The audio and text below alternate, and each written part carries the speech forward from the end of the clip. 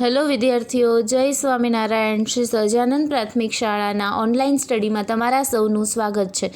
વિદ્યાર્થીઓ, આપણું ધોરણ છે ત્રીજું અને વિષય છે ગણિત વિષય અને ત્રીજું ધોરણ. એમાં વિદ્યાર્થીઓ આપણે 8મું જે એકમ છે એ સમરસપોથીના માધ્યમથી ભણી રહ્યા હતા.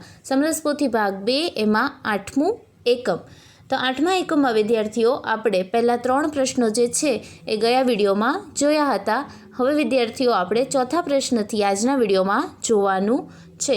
તો ચોથા પ્રશ્નનું સૌથી પહેલી સૂચના છે, વંદનાએ રેડિયો પર ખીચડી બનાવવા વિશે સાંભળ્યું.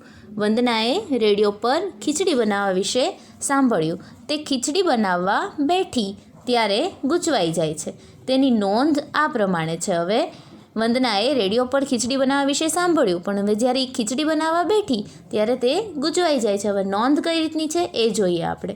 સૌથી પહેલું છે, એક વાસણમાં 2 ચમચા પાણી રેડો.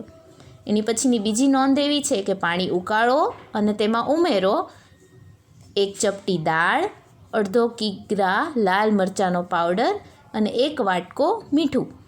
ત્રીજી સૂચના એવી છે, 1 ચમચી ચોખા નાખો. ચોથી સૂચના એવી છે કે 2 નંગ વટાણા અને 8 ગ્લાસ રાઈના દાણા ઉમેરો. પાંચમી સૂચના એવી છે અને છેલ્લે 1 કિગ્રા ડુંગળી ઉમેરો. હવે વિદ્યાર્થીઓ આખી સૂચના બોલી તો એમાં તમને એમ થયું હશે કે આ સૂચના તો ખોટી છે.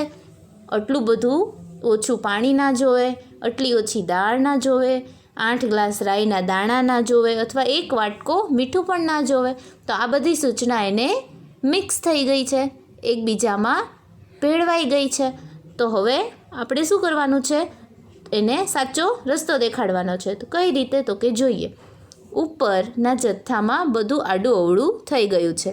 વસ્તુને સાચા જથ્થા સાથે જોડવામાં વંદનાને મદદ કરો. હવે આપણે વંદનાને મદદ કરવાની છે સાચા જથ્થામાં જોડવા માટે. તો એમાં સૌથી પહેલું છે 1 કિગ્રા ચોખા. બરાબર, કારણ કે ખીચડી બનાવી હોય તો ચોખા તો જોશે. સૌથી વધારે શું જોશે, તો કે ચોખા જોશે.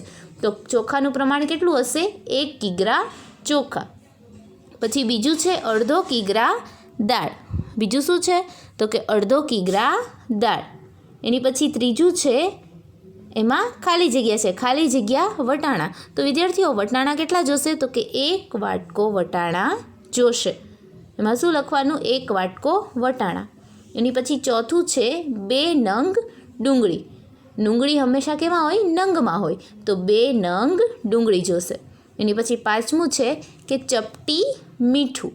તો મીઠું કેટલું જોશે, તો કે ચપટી જેટલું જ જોશે. મીઠાનું પ્રમાણ બહુ ન રખાય, કારણ કે નહીંતર ખીચડી ખારી થઈ જાય. તો ચપટી મીઠું.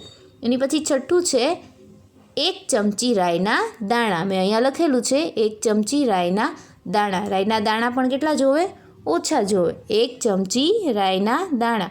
એની પછી છે 8મું ખાલી જગ્યા પાણી. તો 8 ગ્લાસ પાણી. પાણી કેટલું જોશે, તો કે 8 ગ્લાસ પાણી. તો આવી રીતે મેં લખ્યું છે એવી રીતે તમારે પણ લખવાનું છે અને સાથે સાથે સમજવાનું પણ છે કે કોઈ વસ્તુનું પ્રમાણ કેટલું જોશે. એની પછીનો 5મો પ્રશ્ન, તમારા મમ્મી બજારમાં જાય છે. તે બજારમાંથી નીચેની યાદી મુજબ વસ્તુઓ ખરીદીને લાવે છે. વસ્તુની સામે તે કેટલું લાવ્યા હશે તે નીચેના કૌંસમાંથી શોધીને યોગ્ય રીતે લખો. હવે કઈ વસ્તુ સામે તે કેટલી લાવ્યા હશે એ આપણે આ જે કૌંસ છે એમાંથી શોધીને લખવાનું છે. તો સૌથી પહેલું છે ચોખા. તો ચોખા કેટલા હોવા જોઈએ, તો કે 5 કિગ્રા. મેં અહીંયા લખેલું છે. કેટલા, અહીંયા લખેલું છે 5 કિગ્રા. એ પહેલાંમાં આવશે ચોખા કેટલા, 5 કિગ્રા. એની પછી છે તેલ. તો તેલ કેટલું હોવું જોઈએ, તો કે 5 લીટર.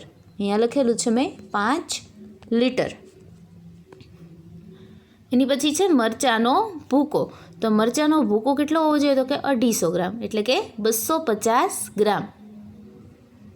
એની પછી છે ખાંડ. તો ખાંડ કેટલી હોવી જોઈએ, તો કે 2 કિગ્રા. અહીંયા પણ મેં લખ્યું છે 2 કિગ્રા. એની પછી દૂધ. તો દૂધ કેટલું હોવું જોઈએ, તો કે 500 મિલી લીટર, એટલે કે 500 મિલી. એની પછી ડુંગળી. તો ડુંગળી કેટલી હોવી જોઈએ? તો કે 1 કિગ્રા. અહીંયા લખેલું છે 1 કિગ્રા. એની પછી આદું. તો આદું કેટલું હોવું જોઈએ? તો કે 200 ગ્રામ. અહીંયા મેં લખેલું છે 200 ગ્રામ. આવી રીતે તમારે પણ વસ્તુઓ મેં જે રીતે આમાં લખી છે એ રીતે જોઈ અને વ્યવસ્થિત લખવાની છે. તો આજનો વિડીયો આપણે અહીં જ પૂરો કરીએ વિદ્યાર્થીઓ. હોમવર્કમાં તમારે પ્રશ્ન નંબર 4 અને પ્રશ્ન નંબર 5 એટલે કે મેં જેટલું તમને કરાવ્યું છે એ પૂરવાનું છે. તમારી સમરસ પોથીમાં સાથે સાથે સમજવાનું છે. તો આજનો વિડીયો આપણે અહીં જ પૂરો કરીએ. જય સ્વામિનારાયણ.